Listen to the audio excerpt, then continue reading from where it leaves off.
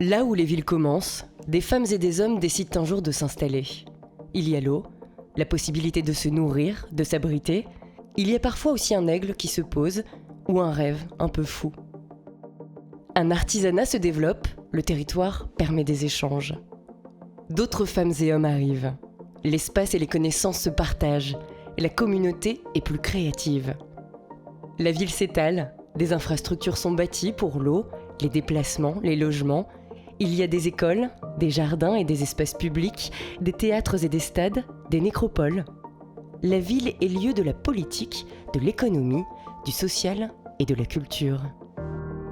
La ville est un refuge. Des gens se rencontrent, s'aiment ou s'ignorent. Des enfants grandissent. Des grandes fêtes sont organisées et des grandes douleurs sont partagées. La ville fabrique son identité, des histoires et des patrimoines. Elle crée des liens de solidarité et de fraternité avec d'autres villes. Certaines villes sont très âgées, certaines se sont recomposées, d'autres sont encore jeunes. Elles sont toujours en mouvement et le temps d'une vie humaine, beaucoup de choses changent. Chaque femme et chaque homme a droit à la ville. La ville et les personnes qui l'habitent, la traversent et la font vivre sont intimement liées. Chaque changement et chaque décision ont un impact sur toutes les dimensions et les équilibres de la ville. Si des personnes n'accèdent pas aux ressources, si certains quartiers sont en difficulté, si les plus vulnérables sont isolés, si les espaces publics ne sont pas accueillants, s'il n'y a plus d'arbres, si l'air et l'eau sont pollués, si des enfants n'ont pas accès à l'éducation, si les femmes et les hommes ne sont pas à égalité, si les patrimoines et les identités ne sont pas reconnus et partagés, s'il n'est plus possible d'inventer, si rien ne se fait ensemble, des tensions et des crises vont naître et la ville ne pourra pas bien se développer. Fabriquer une ville durable, c'est prendre en compte ensemble toutes ces choses avec créativité et volonté pour aller du côté de la paix et du bonheur. Et une chose peut nous aider, c'est la culture. La culture est partout, elle est faite de tant de choses. Les personnes font la culture.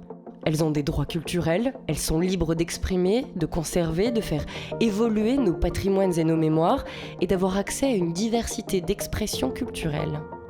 Si les personnes et les acteurs de la culture coopèrent avec celles et ceux qui fabriquent la ville, cela devient quelque chose de gigantesque, de très puissant et d'unique pour préserver les équilibres, fabriquer la ville durable et amplifier les libertés.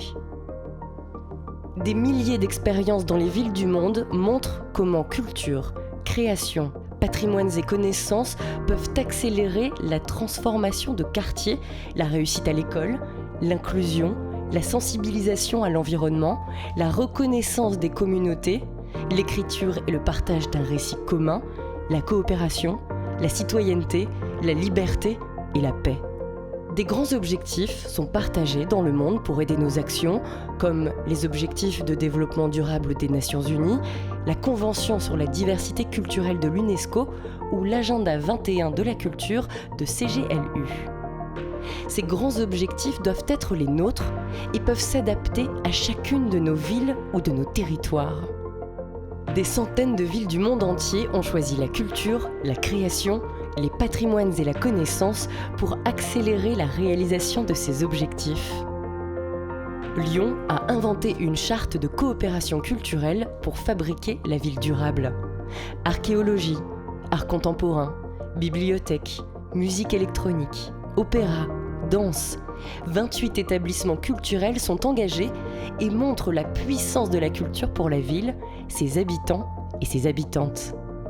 Et dans votre ville, quelle est la relation entre culture et développement durable ? Connectons-nous.